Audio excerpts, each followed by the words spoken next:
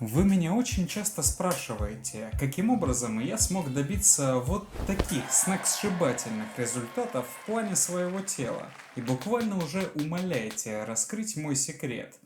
Что ж, это время пришло. Если вы не знали, в этой жизни абсолютно все можно решить с помощью систематизации и точных расчетов, и форма организма человека не исключение. Ключевую роль в здоровом теле играет правильное и просчитанное питание. А главным инструментом для работы над этим будет электронная мерная ложка от компании BlowJob. Надеюсь, вы не подумаете, что это реклама или другая коммерческая мерзость, ведь я независимый технический специалист и диетолог. Но перед тем, как перейти к самому девайсу,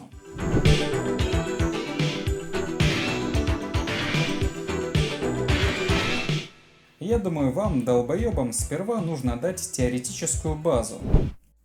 Смотрите, значит, человеческому организму, в зависимости от того, жирный он или нормальный, в день достаточно определенного количества энергии. Мы люди прогрессивные, поэтому биологический пол здесь не играет никакой роли. Биология, катись в пизду уже. Итак, для адекватного человека, в зависимости от его веса и роста, дневной нормой может быть от 2000 калорий, если это нормальный, и до 3500, если жирный. Для проведения исследований в этом видео возьмем усредненные показатели, а именно 2500 калорий в день.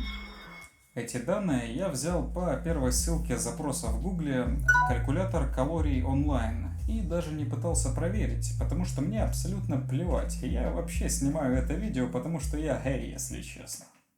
А теперь перейдем к самому девайсу.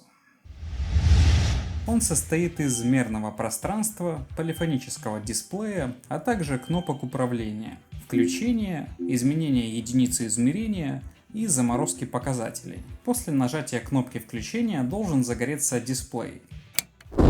Ой, блядь!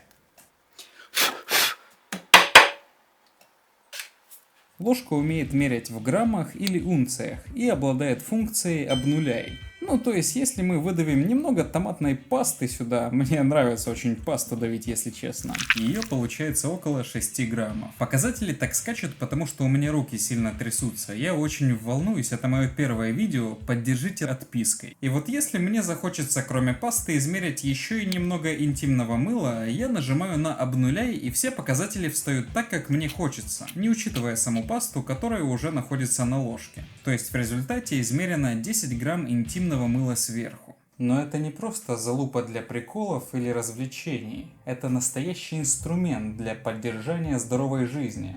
Я вот закупился продуктами по скидочкам и сейчас покажу, какие феноменальные открытия можно сделать с этим устройством. Сперва пробежимся по измерению различных продуктов питания. Берем ложку, и вот первое вещество для измерения. Гречка, обладающая калорийностью в 320 ккал. И эти насыпанные 32 с хуем грамма составляют ровно 100 килокалорий. То есть вот так выглядит 100 калорий в гречке. Если мы хотим восполнить дневной рацион одной только гречкой, то это будет 25 вот таких порций. Как раз выйдет ежедневная норма для нормального человека. Но что же насчет более адекватных видов пищи, скажем, чипсов? Они настолько легкие, что приходится отмерять несколькими порциями. И в сумме 100 калорий чипсов весит 18,5 грамм. А если сожрать вот такое количество, то можно спокойно восполнить дневную норму. Один помидор лоховского сорта, как взял я, в среднем весит как раз около 100 грамм. Но при унизительной пищевой ценности в 20 ккал для получения 100 килокалорий нужно целых 5 помидоров. А в день для выживания вашего организма потребуется сожрать целых 125 красных пидорасов или 12,5 килограмм. И скажите мне, какой человек в здравом уме будет после этого есть овощи? Это же идиотизм. Совсем другое дело встряхнуть подсолнух и намутить себе семечек, ведь 100 калорий весит всего 17,5 грамм, а в день вам будет достаточно вот такого количества данного продукта. Между прочим, сырки, которые мы покупаем нашим дорогим личинусам, ну знаете, этим вечно кричащим залупам мелким о будущем нашей нации, являются высококалорийным продуктом, и 100 калорий покрывает всего половина одного сырка, а в день можно позволить съесть всего 12,5 штук. Неприлично мало. И последним измеряемым веществом будет пиво. Для достижения планки в 100 калорий ему понадобилось целых 200 мл. А чтобы заправлять свой организм только этим топливом, вам в день понадобится выпить целых 5 литров пивандеполы, прикиньте. Ой, блин, вам же, наверное, не видно, потому что камера сверху снимает, а сейчас я покажу. Вот так выглядят 100 калорий пива.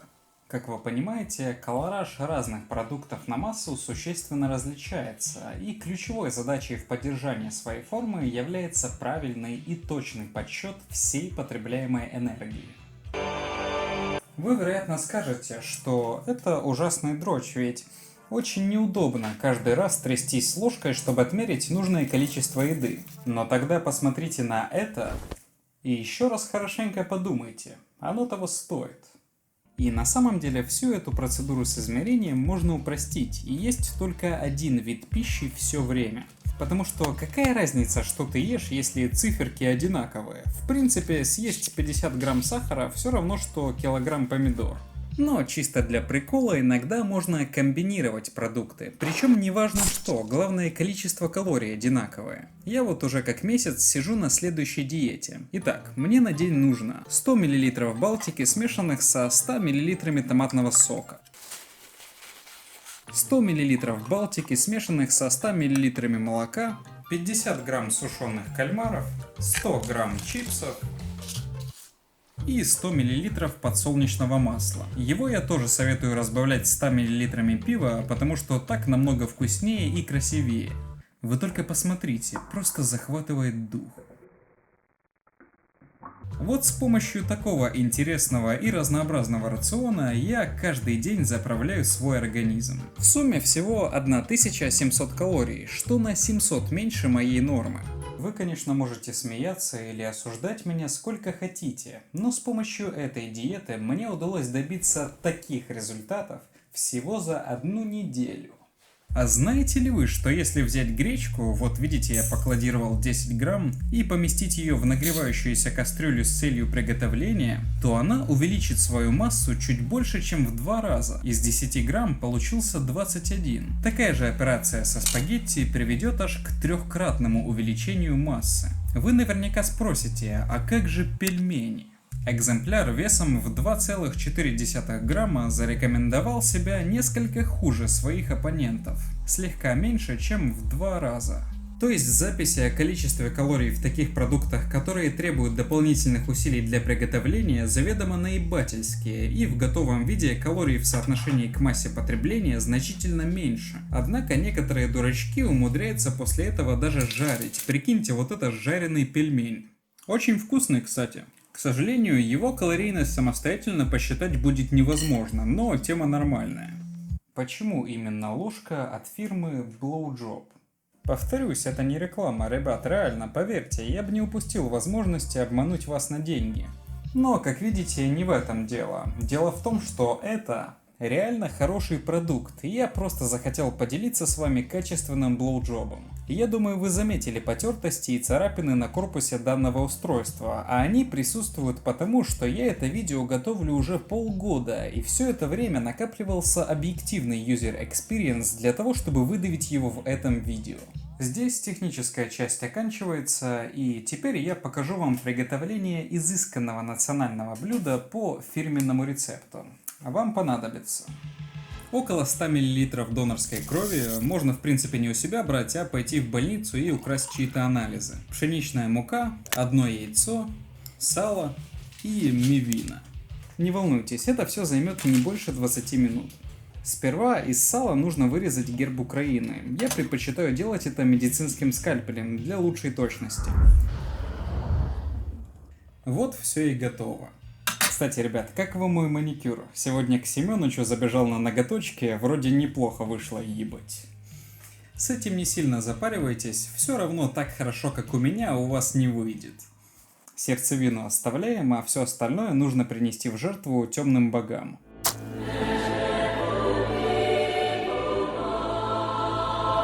Далее разламываем мивину, не открывая упаковку. Я обычно использую метод зажатия в дверном проеме. Это не принципиально, главное, чтобы на выходе получилась такая субстанция, которая послужит панировкой. Нужно смешать мивину примерно с 20 граммами муки, а также одним желтком. К уже перемешанным ингредиентам добавляем незагустевшую кровь и мешаем с меньшей силой до появления розоватого оттенка. Утрамбовываем массу. Обязательно не забудьте вставить герб внутрь так, чтобы жижеобразная масса полностью его покрыла. Если пропустить данный этап, то ничего не получится. Теперь нужно поставить это все в микроволновку на средней мощности на 10 минут. По истечению времени на выходе вас будет ожидать готовая котлета по-киевски.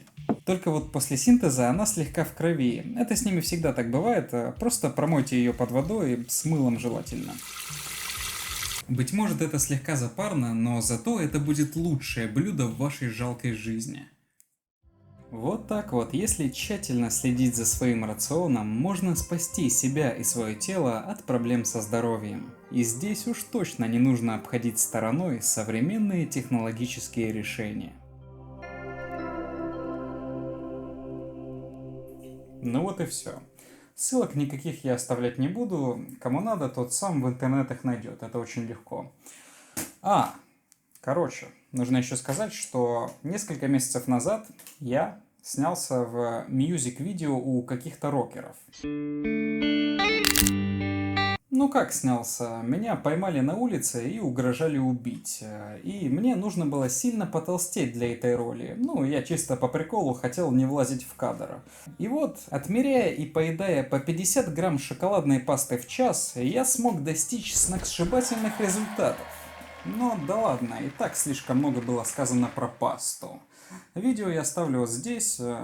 Они там поют про права ЛГБТ-комьюнити, так что очень советую. А с вами мы увидимся через неделю в новом кулинарном видео. До встречи!